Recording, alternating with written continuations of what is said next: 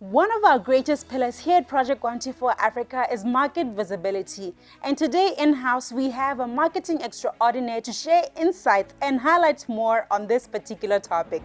Her name is Basadi Masimolole, aka Bash of Bash Connector.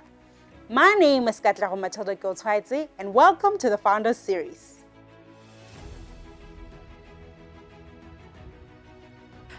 So like you introduced me, my name is Basadi Masimolole. My nickname is Bash.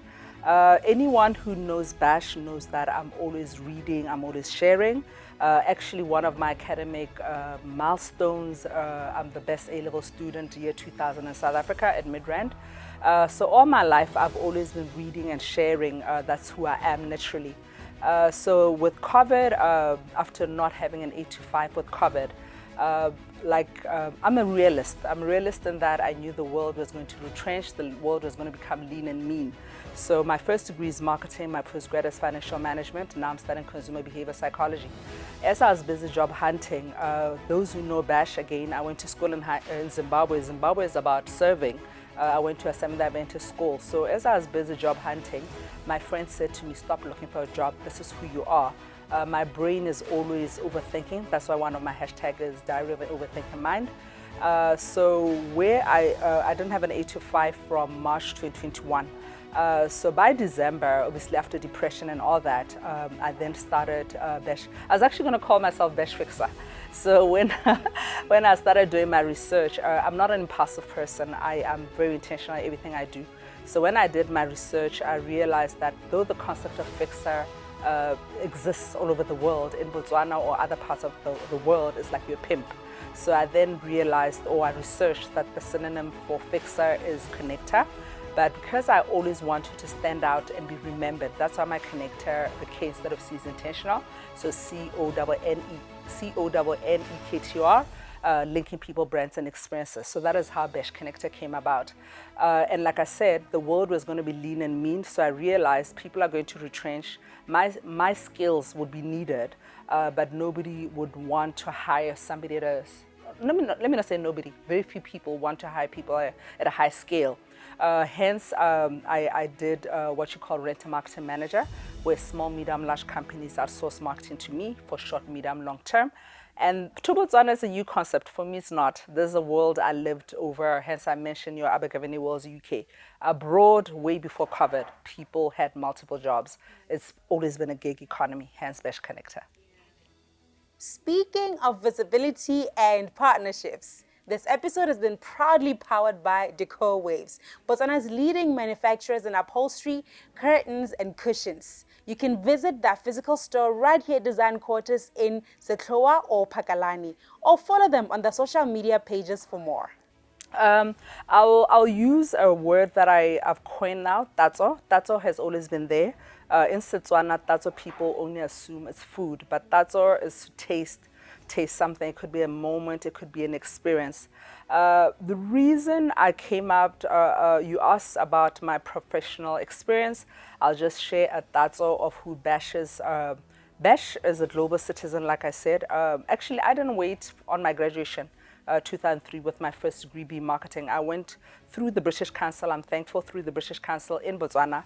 I got an opportunity to go to the UK for 2 years. In the UK, I used my skills from Zimbabwe, which were vocational training, typing. So my jobs were typing.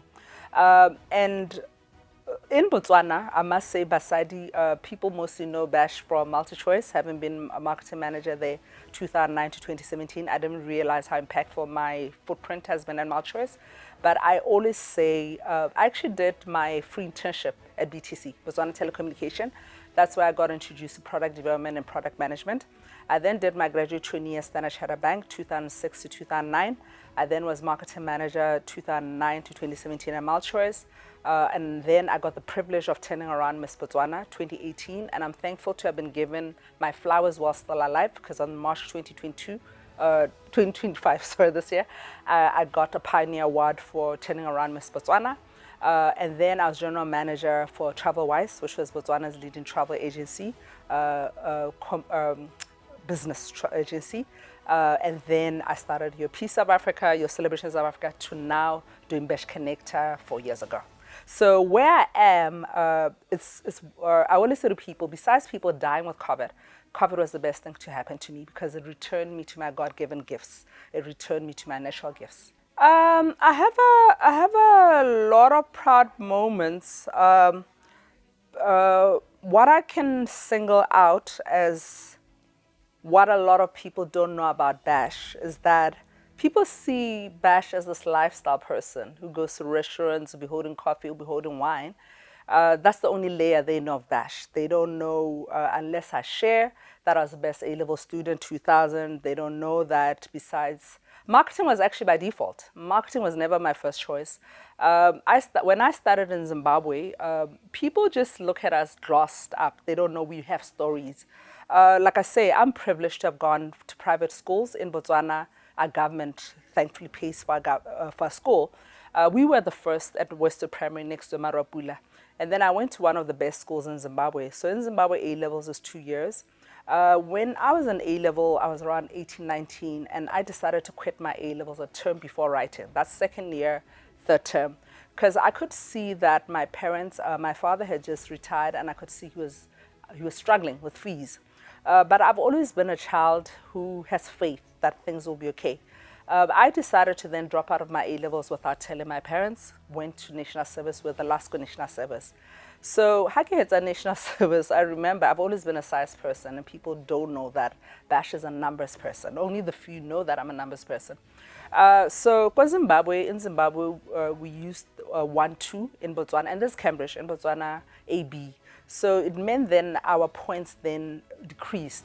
So what I've always wanted to be a pilot, a neurosurgeon, actuarial scientist, those tough things. So what was left then was your hairdressing, your marketing. And I remember thinking, yo, my parents kid, I'm doing hairdresser marketing. And I remember my father saying to me, Wanaka, my child, just go to school. You'll decide what you do afterwards. That is how I then did marketing and my first degree. And I went on to then pay for my postgrad in financial management. So marketing was really a default. But fast forward to now, my ex-boss at MultiChoice, Rebellious Koran, always says, we think of products to buy and sell, but we have skills to trade with. So here I am now, post-COVID, trading with what I can literally do in my sleep, which is marketing. As we get to that question, I just remembered you asked me what I would remember from corporate, and this ties into what I can say is one of my best memories from corporate. Coming from Standard Chartered, I see the people of the now complaining that they wear multiple hats, but they're not getting paid. I mentioned that I did my free internship at BTC. That is where I got introduced to product development and product management. So with Standard Chartered, I actually did the graduate trainee program for 4 years, where you rotate right from being a PA to teller to collections. My last role at Standard Chartered Bank, I was product development manager, deposit and debit cards. So literally, I had to do like 10 roles on my own. Come up with a product, write to the regulator, Bank of Botswana, for it to be approved, do UAT, which is user acceptance training. Then you train the tellers, do PR, do marketing. That's why I then did finance. You do research, you do plotting. So one of the skills that I acquired from Standard Chartered was actually to do mapping. So I actually do plot. And that's a skill that I then took to MultiChoice. I plotted a whole lot of things. So one of the milestones that I can say I left a mark with at MultiChoice, coming from banking, I was able to, because at MultiChoice it's a big group, and they assume countries are the same, but countries are different. So for example, consumer behavior is totally different. Botswana is totally different to Namibia and South Africa. In Namibia and South Africa, people pay 99% of their bills through direct debit. In Botswana, people don't do direct debit because when you apply for credit facilities, being your credit card, your loan, your overdraft, they look at your records, right? So I was able to convince the group that Botswana behavior is different. And when I joined MultiChoice 2009, we were on what you call 0% convenient payment methods, meaning that people lined up. So I'm proud to say that I was able to go to all the banks, the big four banks then, where your Standard Chartered, your it was Barclays then, to ask them, your FNB, why they were not using direct debits. And you can imagine a bank like FNB saying, you're taking a step back. So I'm proud to say MultiChoice was actually the first vendor on Orange Money, and I was one of those who worked on the process. Even your *174 hash, where collection is through FNB, but using a Visa card, I actually did the process for it. So fast forward to now, having my own brand, which is linking people, brands, and experiences. When I approach your telcos, they recognize me from all those years. I remember when I joined, MultiChoice was on 0%, what we call convenience payment methods. Across the group now, people are actually using convenient payment methods, from people fearing paying electronically to now using convenient payment methods. So that is one of my biggest attributes, and going even to my brand, what makes me stand apart, my unique selling value proposition, is plotting, starting with customer experience journey. I plot that for every client. That's how I start. A consumer of the now is totally different. You don't talk to them, you talk with them, and you need to hear them, continuously hear them. So, for example, I've read somewhere where they say YouTube is the new TV and TikTok is the new YouTube. In the now, people want to engage. People want to engage. They don't want just to be talked at. So during my MultiChoice days, we used to have campaigns called We've Heard You. So we continuously, what people in the now call media monitoring, social media monitoring, we literally always had our ears on the ground. I'll give two examples. Like when I joined MultiChoice, the first thing that I did 2009 was invested in a huge research to understand why people disconnected, why people stayed on, and if even the disconnected would refer people to DCV. And trust me, even the disconnected would refer. So when I inquired on why they disconnected, I got to learn what they liked. Believe it or not, people of course followed soccer, August to May, but the biggest payer within 3 months was Big Brother or reality TV, because people want escapism. And then some of them were the soft skills. We called, you didn't come back to us. But one which was surprising was that people would say Botswana was expensive. And every time I would ask them, no, they said South Africa was cheaper to Botswana. And you'd ask, how much is South Africa? They actually didn't know. So because I'd heard them, I then came up with a strategy where I sold like airlines. So airlines would say from 10 pula. But at the end of the day, you paid 100 pula. So I then realized when you sell from up, from the full package, people then say you're expensive. But when you sold from down, which is excess, going up, people then would upgrade. So you hear, so I then communicated in a way in which people would listen or hear me. And then a second example was years ago when MultiChoice removed the Football League from Compact Plus.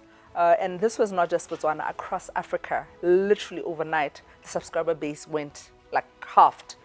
So because the company, just numbers already, they heard people, they then took that EPL to the lowest package. So consumers in the now literally dictate, and you have to act and you have to hear them. Continuously hear people. When I go to market with Bash Connector, a lot of people always ask, what's your rate card? Which I refer to as, I don't have what you call a rate card. I have a structured way, and I've taught potential clients that just like lawyers have a file opening, I have what you call pula molomo, like a needs analysis strategy. And in that pula molomo, when I do your needs analysis, I actually hear you. I hear your needs, and then I tailor make a strategy to your needs. I don't dictate to you what should be your strategy. I hear you first, and then we co-create raga. Yeah. There's no profession in Yadiwang. There's no profession that is belittled like marketing. Everybody thinks they can do marketing. Yes, everybody thinks marketing is not necessary. Marketing is a waste of time. Everybody thinks they can do marketing. But the fact is that not everybody can do marketing.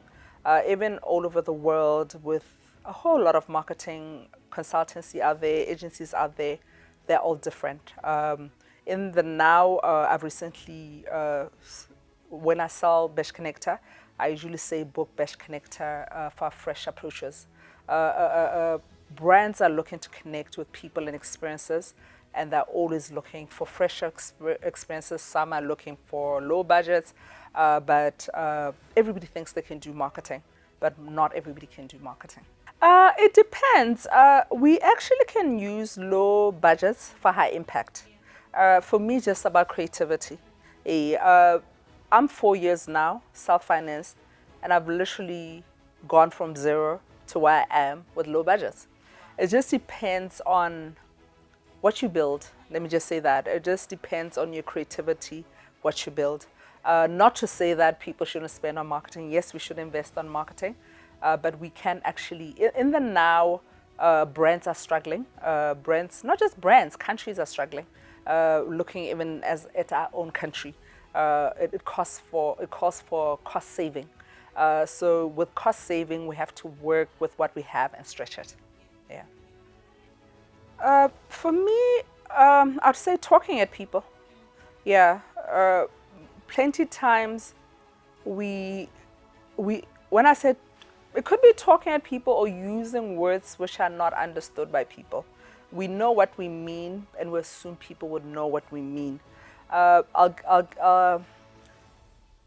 why it's important to always test with different audiences, whatever you take to market, if it will be understood in the way in which you're saying it. I'll give an example. Beginning of the year, when Besh Connect had rolled out our solution-driven podcast, and I was interviewing my ex-boss from Malchester, who's behind T Connect. And as I was, it was just after the Botswana the floods in February, and I commended him for T Connect having connected Botswana, because whilst people gave the sukiri, the paleche, we give pap, we give food, but people need connection. Connecting is everything. Everything is connecting. So he then said, the system is DIY. And I know what DIY is, but I said to him, what is DIY? Which is do it yourself. So in marketing, I've realized that we sell, but we're not heard because we don't speak in a way that people will understand us. I always say that if you're not heard once, you'll never be heard. People don't have time to ask. So if you cannot be heard the very first time, then that's it.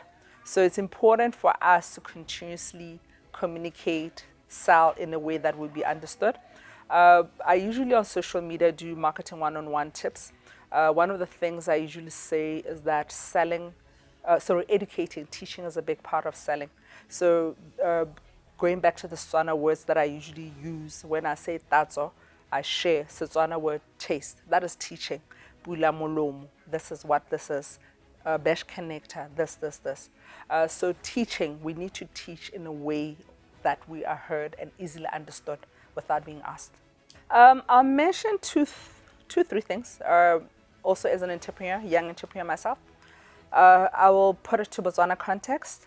A post I put up on social media yesterday is that our way of living in Botswana is that there's a dependency syndrome that was created for whatever reasons. So what I'm finding with entrepreneurs is that they're entitled to be given. I'll give an now with our country going through the challenges that it's going through, or any country going through challenges. What I shared on my post is, if the government used to pay 100 pula and you paid 0 tebe, in the now it requires you to pay at least 10 pula and the government 10 pula. So an entrepreneur of Botswana believes that they must be given. They don't believe in spending. But there's no investor who's going to spend 1,000 pula on you when you've never spent 1 pula on you. So it starts with you planting a seed on you, and then people will start seeing you. This year I've been saying year 2025 is the first year where I can say I'm gladly broke, because I invested a lot on my brand beginning of the year, so that those who can't see. So whether it's 1 pula, 2 pula, 3 pula, it's important to be intentional on investing on our brands. That's number one. And number two, learning doesn't stop. Be open to learning. Be open to getting feedback. Be open to people those who count, I'm not just saying everybody, be open to be given feedback. I'll give an example with one of my offerings, one of our offerings for Besh Connector, go-to-market strategies. Initially, when I put it out, I was looking, my ideal target market was those who are applying for RFQs, grants, tenders, but it turned out not to be that. The market that came through, I'm actually getting a total shift, which is interesting.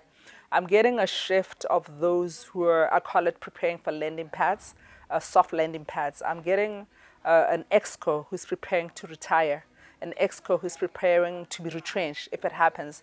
I'm getting a Motswana who's abroad who's thinking of if they return home or if they are retrenched from home.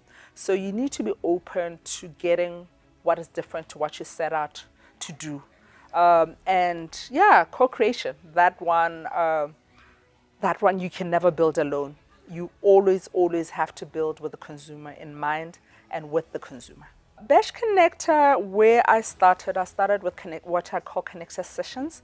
Connector sessions are healing, safe spaces where those who are intentional in investing in their healing, their growth, their networking, come and very safe spaces. I grew up in Sabata, Seventh Adventist school. So the high school I went to in Zimbabwe is SDA. Seventh Adventist about holistic wellness, holistic healing, holistic growth. In the now, I'll talk Botswana, we see a lot of marathons, golf, cycling. That is just a taste of what wellness is. So Sabata since I was 14. So what I'm doing, people say it's new. It's not. It's a life I've lived since I was 14. I may not be religious, but be spiritual now. But a lot of what I live is the Seventh Adventist. So when I started my brand, I have people who coach me, younger, older, that people who inspire me. I decided that I was not going to complain about what's missing in the market, but I was going to create the kind of moments I like to experience.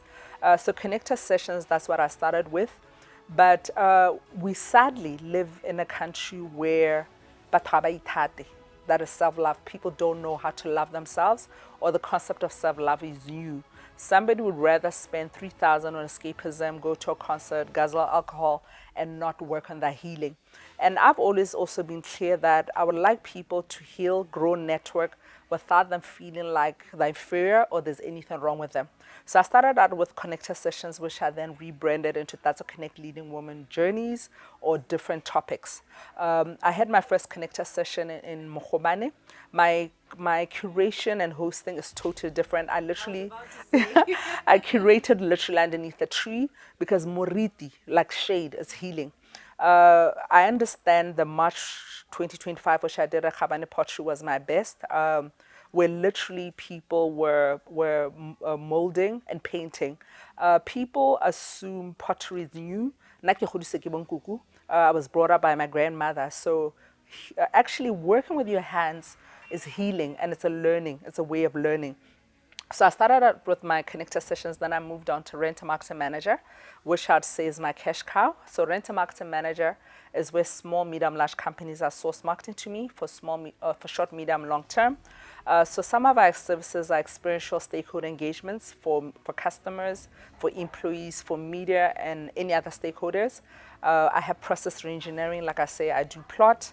I have a media liaison, I have go-to-market strategies, and then where I am now, Besh Connector, is at the Solution-Driven Podcast, which is Lunch at Brand X. Lunch at Brand X is in conversations with brands, public awareness, public education, profiling of 4 areas, being hospitality, travel, tourism, trade.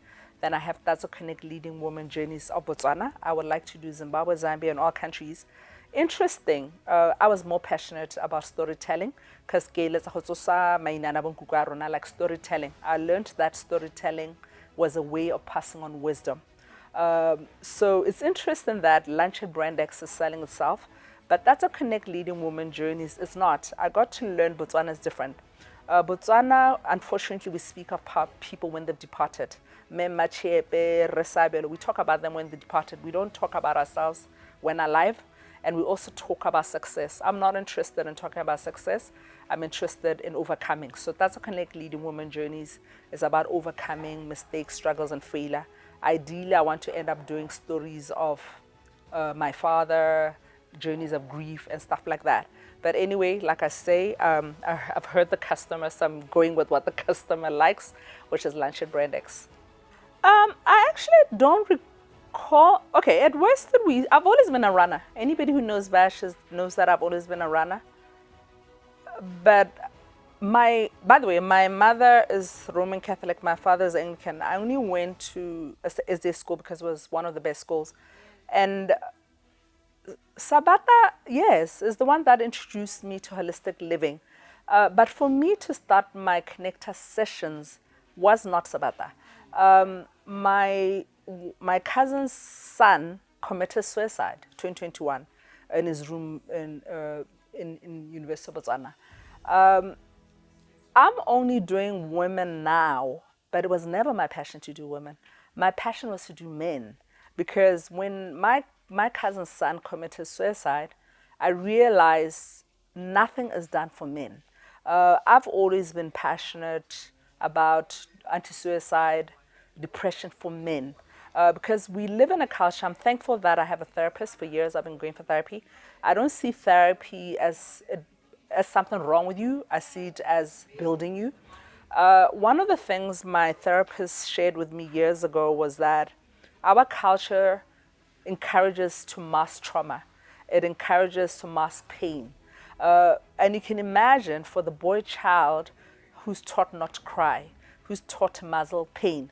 So when I started Bash Connector, and it's unfortunate that Dr. Joanne Maji just left Botswana before she was the country rep for UNICEF. She just left months ago. I'll never forget when I started Bash Connector, when I started Lunch at Brand X. So what everybody sees now is what I long conceptualized years ago. And I remember just after COVID, this is when we're still wearing our masks. I was knocking on doors and just doing meet and greets. And I remember sitting across Dr. Joanne Maji, she's Soto, and she said to me, all your concepts are literally forcing people to talk and to express yourself. And I'll never forget, she said to me, Ronaka naka Sesotho, I'll say it first in Setswana, she's like, Ronaka Sesotho ka South Africa, we talk, but Botswana don't talk. As South African Sothos, we talk, but Botswana don't talk. How are you going to get Botswana to talk? And I said, watch me. 4 years later, I'm getting people to talk, small. So my connector sessions were obviously my exposure. Exposure sets us apart. Having exposed to Sabata is what got me, especially after COVID, to say all over the world, people connect with food. They unite over food. Even at home, you break bread. It's a sad situation that in Botswana, we connect over alcohol. Because there's anything wrong with alcohol, but there's something wrong with extreme alcohol. That means it's bandaging our wounds. So my connector sessions, I've always lived that. I've always lived how I was brought up, Kosabata, how my mother is a fast eater. I always say to people, even from primary, the way food was prepped for us, it was not junk food. So I started my connector sessions. I guess it was the right moment for Botswana, because we live in a world where people go for therapy when there's something wrong with them. So my connector sessions were a way of, especially like I say, I've always known of suicide, but now losing somebody close to home, to say it's not just men who need help. We all need help. And especially after my therapist said to me, our culture teaches us to mask pain and trauma. You are right. Marketing is my strength. That's not my passion. Marketing is what I can do in my sleep. So 2023, it was a very busy year for me. I had different clients. And I remember going for a debrief session with my therapist, and my therapist said to me, you light when you talk about your connector sessions. Just reduce them. Don't make them frequent, because I get sick, like physically sick. Absorbing people's stories is a lot, and I coach you. I don't do trauma bonding. My connector sessions, you're coached for a month. They're not scripted, but I coach you on a connecting angle. So 2023, when my therapist said to me, consider focusing on your connector sessions, I thought to myself, oh my God, I don't want to be one of those creatives who has struggle as their way of life. That can't be me. So what I then did, 2024, I'm somebody who journals a lot, somebody who prays a lot, somebody who meditates a lot. Last year, festive, 2024 festive, whilst people were going out, I decided to use festive as my writing, my meditating, my prayer to say, God, what is my calling? What is my purpose? January, for some reason, January 2025, I started doubting myself. I guess it was fear. And that is why my March Connector session, I did it on imposter syndrome. Imposter syndrome being self-destruction, self-doubt, but I did it, that's a Connect Leading Woman Journey Branch 2.0. Not to say men can't have imposter syndrome. Then February, I did the That's a Connect Vision Board and Bubbly session in partnership with Madame Masiro, who's a mindfulness coach. People assume vision board is just beginning of year thing, but it's not. It's learning for your energy to align with your thoughts and your manifestation. And I didn't realize that. I was told that was my best curation so far. And then March, I did another thing. So my point is, when you go back then to your calling, to your purpose, everything you do, you're told is your best. June, I just did a book launch in a store, and I was told again my best. So it turns out that healing is my calling. Yeah, helping people heal and not think that there's anything wrong with them is turning out to be my calling. I'll speak Botswana. I'll bring you to Botswana. In the now, I don't know, this obsession with social media. Don't get me wrong, social media is a great publicity tool. But there's this obsession that once you're just on Facebook, you're on LinkedIn, whichever social media platform, then you're good. Social media is a great it's a great publicity platform. But people assume likes or engagement means they've done the job. It's like having a music concert wherever at a place X, and thinking because you had 1,000 shares, you had 1,000 engagements, you have 1,000 likes, then your concert is going to sell out. That's not how things work. I often refer to some people on social media as keyboard warriors. They're typing in the comfort of their homes. After you get the publicity, you still have to sell. And so giving a scenario of a concert, only until tickets are sold will you know that tickets are sold.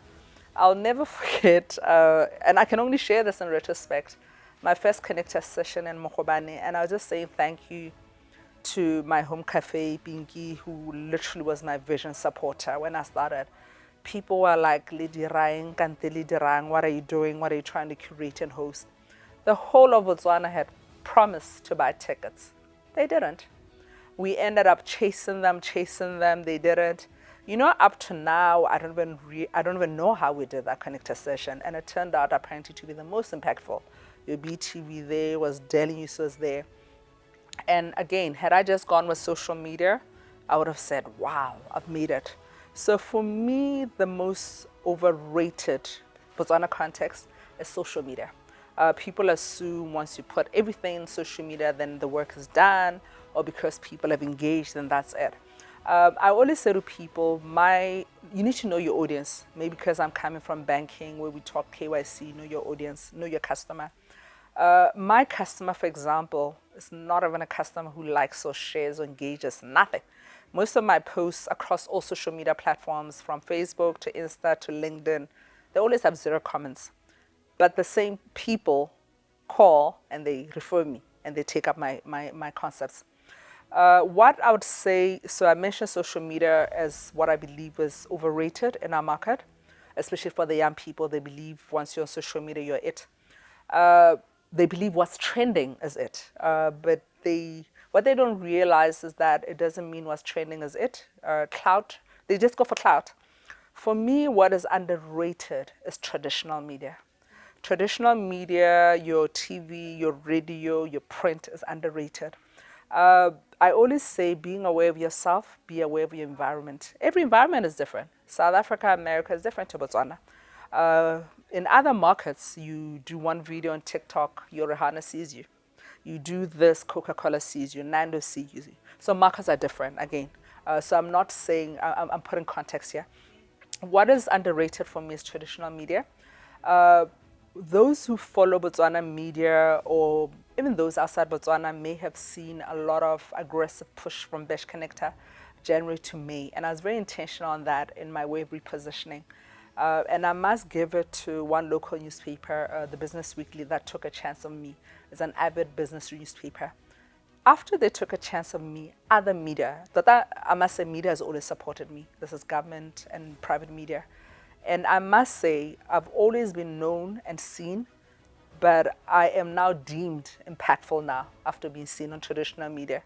Even my own uncle, who's 86, called me, and I'll say this first in Setswana. She was like, "Ngwanak, ke go bone mo newspapereng ya no go thwa it's like my niece, I've seen you on a newspaper, I now see you're doing something." So we really underestimate traditional media, your print, your radio, your TV. And just my May, June, July, sorry. I've been very busy with meet and greets, going back. So instead of sending concepts, I don't send concepts or pitches. I go to brand by brand and literally always reintroduce myself and say, this is who I am, this is what I do, who are you, what are your needs, your challenges. Yeah, so then only when there's alignment, I work with them.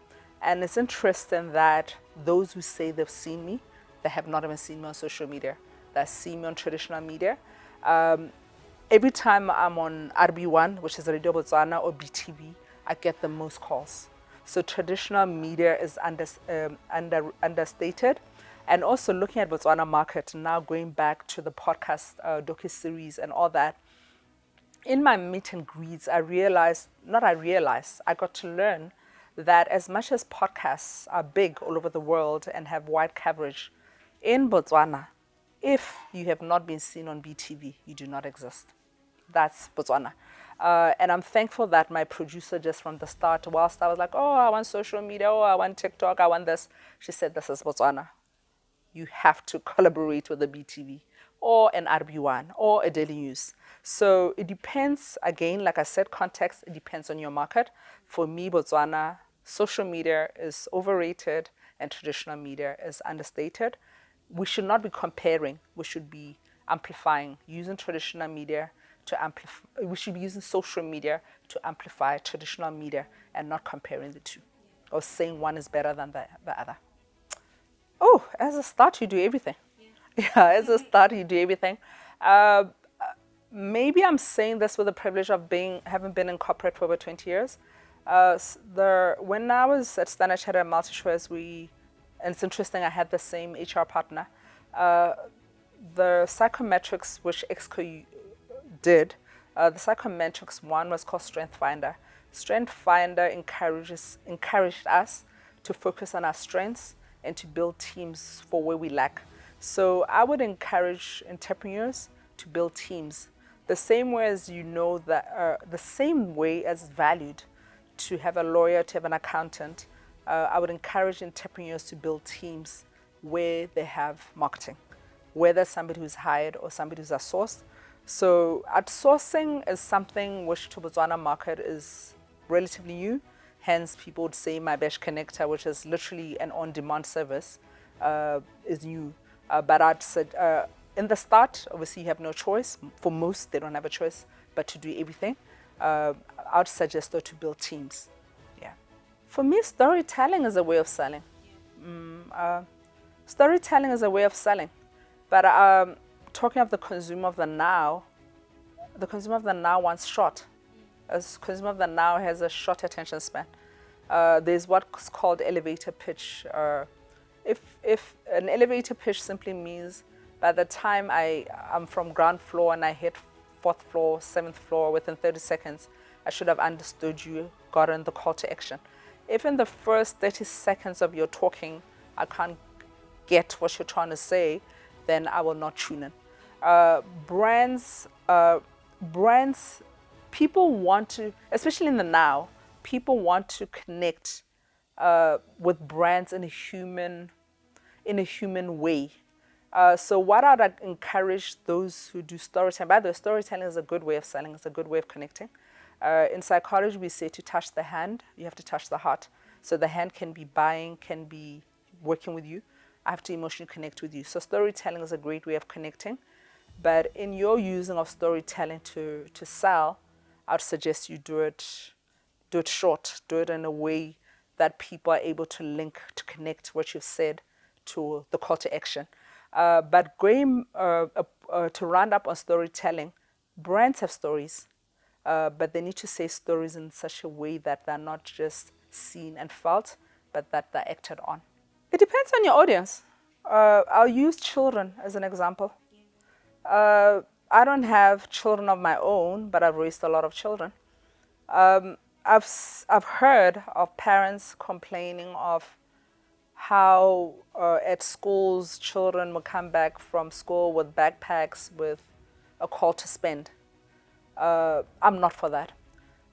From my multi-choice days, broadcasting days, there were do's and don'ts when it came to how we should sell to children. In my multi-choice days, we had what you call a viewer and a subscriber. So the viewer is the 4-year-old who doesn't have money, and then the subscriber is the parent who probably doesn't even watch TV but has the purchasing power. So there were do's and don'ts on how you sell or you promote your services to the viewer and the subscriber. So when it comes to manipulative and persuasive, I would say, in my view, I don't think there's a right or wrong. It's just my perspective. It depends on the audience. I would say don't manipulate those who are vulnerable, those who cannot respond for themselves. I'm more for persuasive than manipulative, but we're different. There's a difference between marketing, branding, and sales. I'll start with marketing and sales. Something that I read recently, I read a lot, I'm continuously reading. Something I read a lot is that marketing plants the seeds, like rain seeds, clouds, and then selling gathers the rain. So it's like coming up with a marketing strategy and creating all the publicity and saying people should buy, should buy, should buy. So literally marketing creates demands, creates leads, and selling should close the leads. So people often confuse marketing and sales. But obviously when you start as an entrepreneur, sometimes you're forced to do everything, but there is a difference between marketing and there's a difference between sales. And then there's also a difference between marketing and there's a difference between branding. Marketing is a subset of branding. Yeah. So we offer a brand is what people say you are. A friend once put it this way: a brand is what people say you are when you're not in the room. Yeah. So it encompasses your marketing. Oh wow, what an impactful session. Very power-packed and insightful.